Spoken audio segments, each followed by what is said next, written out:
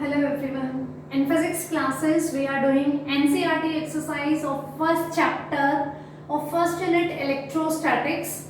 First 17 questions we have already done, and now we are going to start from the question number 18.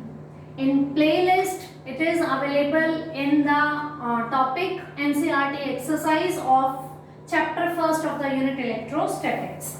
Now starting from the question number 18.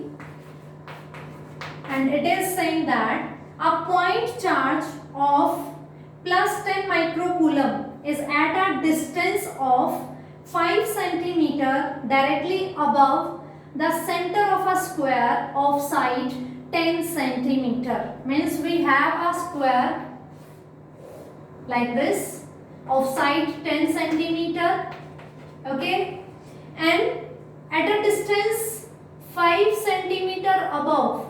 Here a charge Q is there which is of 10 microcoulomb as shown in figure. What is the magnitude of the electric flux through the square? We need to find out electric flux through this square.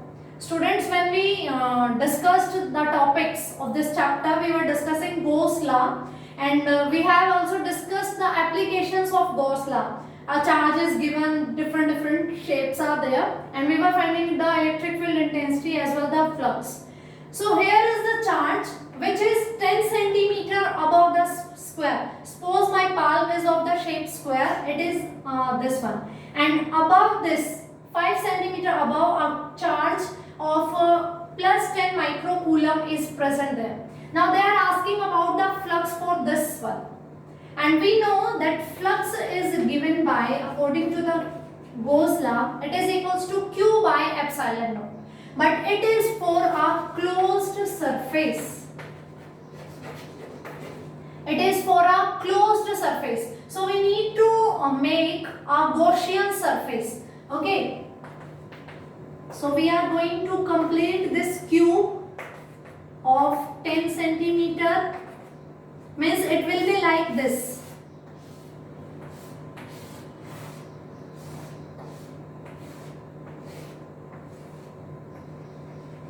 Here is the cube, and this is the cube of side 10 centimeter. Okay, a square we were having. Now we have imagined a three-dimensional Gaussian surface. That means we have a cube of side 10 centimeter. Now it is 5 centimeter away from all the faces, because our cube is having 6 faces, and it is 5 centimeter above the given square, so it will be exactly at the center of the cube.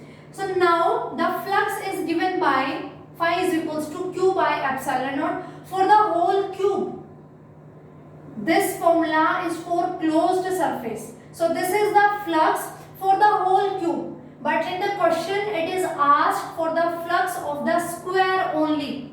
A cube is having 6 faces, and the given surface is, the given square is one of its faces. The cube which we have imagined the Gaussian surface, the given square is one of its surface. So we can say the flux for the square will be 1 by 6 of the flux for the cube. Okay, for the cube, a cube is having a charge Q is equals to 10 microcoulomb. It is having flux phi C, flux for cube. Now flux for the square will be equals to 1 by 6, because this flux is uniformly distributed on all the direction, and a cube is having 6 faces. So it will have 1 by 6th value of this, or we can write 1 by 6th of Q by epsilon naught. 1 by 6 into Q. Q is 10 microcoulomb, or we can write 10 into 10 to the power minus 6 coulomb. Because microcoulomb is given, I am converting it into the coulomb. So 10 into 10 to the power minus 6 upon epsilon naught is 8.85 into 10 to the power minus 12. And on solving this, we get the value of Q is equals to 1.88 into 10 to the power 5. So this one will be the flux. 1.88 10 to the power 5 Newton meter square per coulomb, unit of the flux. Keep it in your mind that you are converting all the units into the SI. If they are already in the SI unit, no need to convert. And you need to write down the unit of the final answer also. Phi is equals to 1.88 into 10 to the power 5 Newton meter square per coulomb. So this was about the question number 18. Now moving towards the question number 19. In question number 19, a point charge of 2 microcoulomb. A charge is given 2 microcoulomb at the center of a cubic Gaussian surface. Again we have a cubic Gaussian surface like this, 9 centimeter on the edge. Means now the charge is present on the center of edge. What is the net flux through the surface? In previous question it was present inside the center of cube. Now it is present on the edge. So this whole charge will be responsible for the flux for that. And flux is again given by Q by epsilon naught. We are going to directly apply this formula. This will be 2 into 10 to the power minus 6 coulomb. So Q is equals to 2 into 10 to the power minus 6 coulomb upon 8.85 into 10 to the power minus 12, and flux will be given by, after calculations, is equals to 2.26 into 10 to the power 5 Newton meter square per coulomb. In the previous question the charge was present inside the cube. It was above 5 centimeter the given square. We need to imagine a Gaussian surface. Here already 3-dimensional cube is given of some size, 9 centimeter it is saying, but that size doesn't matter for us because for the formula for flux we should know about the value of charge only. Flux is equals to charge upon epsilon naught, and using this formula we have calculated the flux. So now moving to question number 20. A point charge causes an electric flux minus 1 into 10 to the power 3 Newton meter square per coulomb to pass through a spherical Gaussian surface of radius 10 centimeter centered on the charge. Means we have a sphere at its center, the radius is 10 centimeter and the flux is given minus 1 into 10 to the power 3 Newton meter square per coulomb. The part first which is asked, if the radius of Gaussian surface were doubled, how much flux would pass through the surface? Means they are saying if this Gaussian surface is not of the 10 centimeter, it is of the 20 centimeter like this, 20 centimeter, and charge is placed at this. We are saying Gaussian surfaces are imaginary surfaces because flux can be calculated using the Gauss law for closed surfaces. Phi is equals to E dot ds or phi is equals to Q by epsilon naught. This is for closed surfaces. So if we are taking this sphere or we are taking this sphere, charge is present here. It doesn't matter. Flux will remain same. Radius doesn't affect this thing. It depends on the charge only. Phi is equals to Q by epsilon naught. It depends on the charge which is at the center. Either we are taking the sphere of radius 10 centimeter or we are taking the sphere of radius 20 centimeter. It doesn't matter. It depends on the charge present inside the Gaussian surface. Flux is equals to 1 by epsilon naught of Q and Q is same. So whatever the sphere we are considering, phi will remain same, this one. So A part answer is this much. It will remain same. In the second part it is asking what is the value of point charge. Means they are asking about the charge. Phi is equals to Q by epsilon naught. So Q will be equals to phi into epsilon naught.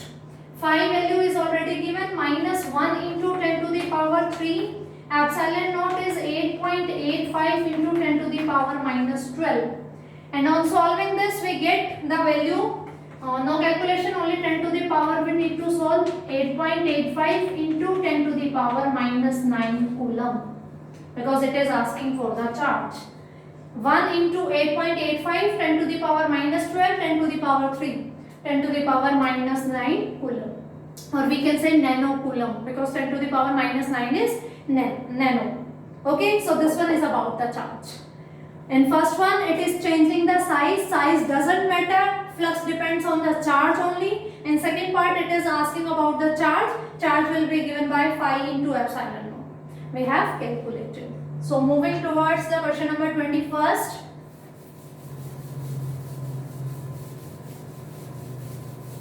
I hope students these numericals are getting clear to you. If you still have any doubt, please comment me. You can ask your doubts.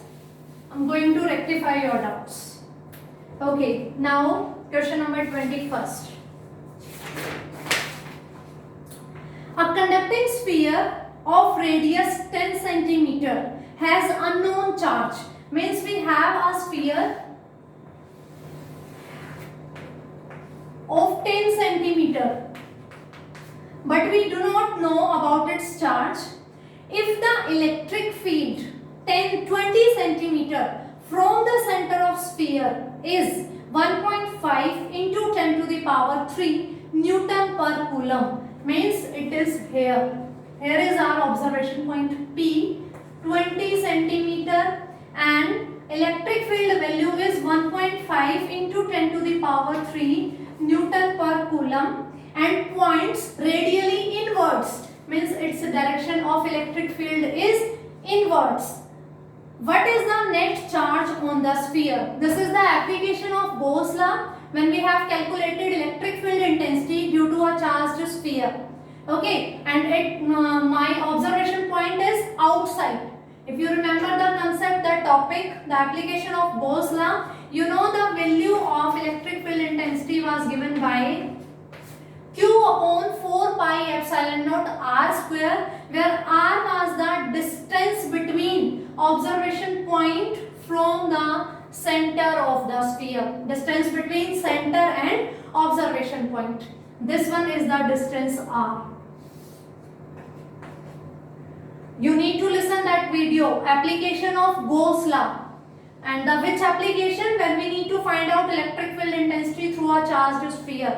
And three cases were there. Electric field intensity outside the sphere, on the surface, and inside. It is the case when observation point is outside. Okay. So P is here. The formula was this. E is equals to Q by 4 pi epsilon naught r square. Q is the charge and the thing is this one. R is the distance from this point to this point. Now they are asking for the value of charge. Okay. Yes.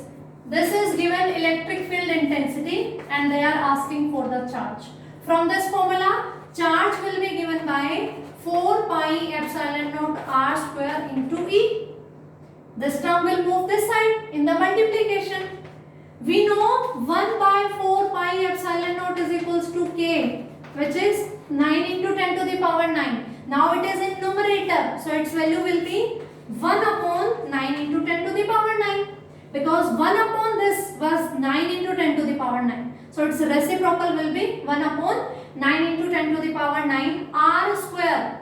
R is this distance 20 centimeter, means 20 by 100 square. We need to convert it into the meter. Into E. E value is 1.5 into 10 to the power 3. Okay, now we need to solve it, and after solving it we get the value of Q is equals to 6.67 into 10 to the power minus 9 coulomb. 10 to the power minus 9 coulomb. So this is the value of charge. Now one more thing is given, the direction of electric field. It is radially inwards. We know for positive charge electric field is radially outwards, and for negative charge electric field is radially inwards. Electric field intensity is given inwards. So this Q charge is of the negative nature. This charge is negative. Okay. So these were the questions from question number 18 to question number 21. Next questions we are going to solve in our next video.